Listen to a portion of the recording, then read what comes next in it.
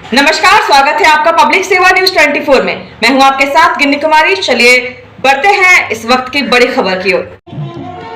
शिव पुराण कथा सुनने मात्र से ही मिट जाता है जन्म जन्मांतर का पाप। 9 दिवसीय श्रीमद् शिव पुराण कथा के दूसरे दिन स्वामी श्री सत्यप्रकाश बाबा अंतर्राष्ट्रीय प्रवक्ता संत मत सत्संग कप्पा घाट भागलपुर के जाने माने संत आज शिव पुराण कथा में अपने आशीष वचन से सत्संग प्रेमियों को कथा श्रवण करने आए।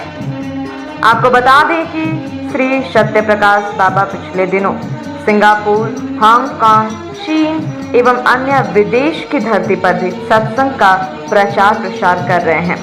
अपने भारतीय संस्कृति को विदेश में भी फैलाने का काम कर रहे हैं। कथा के दूसरे दिन कथा विकास धनंजय आचार्य ने बताया कि शिव पुराण कथा श्रवण मात्र से ही मिट जाता है जन्म जन्मांतर का पाप। कथा में भगवान भोलेनाथ के रूपों का बखान किए।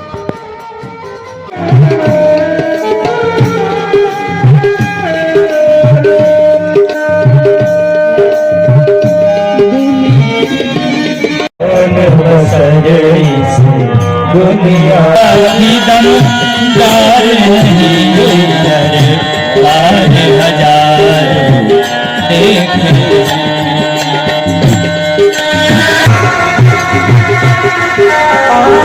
लंबे हाथ ऊपर करके आए के साथ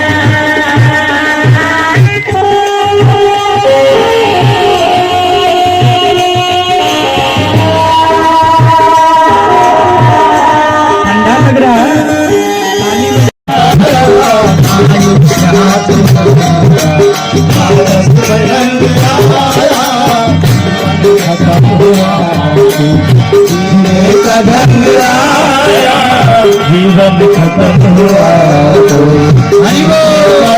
पकड़ लिया। भगवान कहे पीछे पीछे चलो ना, इससे भी अभी थोड़ा इंतजार का हाँ थोड़ा इंतजार करो ना, देखो ना। अभी चौक पर जैसे गया तो कोई कहता है हमको दे दीजिए, हई हमको दे दीजिए, मछलियाँ सब चुन। देखिए, मेरा नाम हुआ स्वामी सत्य प्रकाश।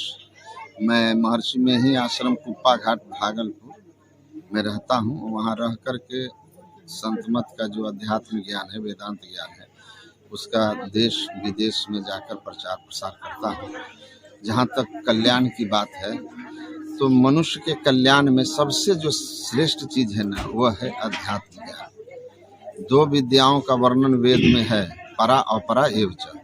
परा विद्या को अध्यात्म विद्या कहते हैं, जिसको आत्मा परमात्मा संबंधी विद्या कहते हैं। अपरा विद्या को भौतिक विद्या कहते हैं, जो इतिहास भूगोल और विज्ञान की विद्या है।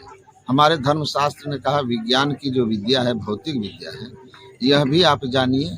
इसके जानने से आपका जो है संसार के भौतिक संसाधन, समाज में जस कीर्ति इज्जत पाएंगे, लेकिन परलोक और जीवन काल में भी मन की शांति, ये दोनों आपको तब मिलेगा जब आप परा विद्या अध्यात्म विद्या जानेंगे। जिसके जीवन में अध्यात्म है वह जो है वास्तव में मानव जीवन के आनंद को अनुभव करता है। और साथ ही साथ आध्यात्मिक लोग निडर निर्भीक होते हैं, क्योंकि वो अपने को आत्मा मानते हैं, आत्मा की अमरता में विश्वास करते हैं। तो इससे क्या होता है कि फिर ऐसे लोग धर्म के लिए, अध्यात्म और राष्ट्र के लिए, समाज के लिए, आप गुरु गोविंद सिंह आदि का उदाहरण देख सकते हैं। उनको कोई भय नहीं होता, जरूरत पड़ती है तो दोनों तरफ चले जाते हैं। अब तक जो है किन किन देशों में जाकर जो है ज्ञान का जो है प्रकाश फैलाए हैं? मेरा सिंगापुर, भूटान, थाईलैंड और चीन, हांगकांग और अपना पड़ोसी नेपाल तो जाते ही होता है। और क्या संदेश देना चाहेंगे अंतिम में हमारे हिंदुस्तान के जितने भी जो धर्म गुरु हैं या फिर जो अध्यात्म के मैं लोग हैं? सबको यही कहूँगा कि सभी धर्म गुरुओं को चाहिए कि धर्म के सही स्वरूप को पहले हमको जाने और आपस में इस तरह से धर्म की व्याख्या हो ताकि स्वयं एक दूसरे को काटते हुए नजर ना आए, ताकि लोगों में भ्रम न फैले कि धर्म गुरु ही धर्म पर एकमत नहीं है। ठीक है, तो ये धर्म वेदांत के अनुसार एकमत करता है, उस एकमत को मानना चाहिए। भृगु सिर से अंगिरा बनाए हैं, ज्ञान से पुला अपान से क्रतु समान से वशिष्ठ बनाए हैं, प्राण से प्रजापति उदान से पुलस्त स्रोत से मुनिहत्रि बनाए हैं, गोदी से नारद प्रकट किया सृष्टि के कृत्य बढ़ाए हैं। इसलिए कहा जाता है जयंती मंगला काली भद्रकाली कपालिनी दुर्गा क्षमा शिवा धात्री स्वाहा स्वधा नमस्तुते।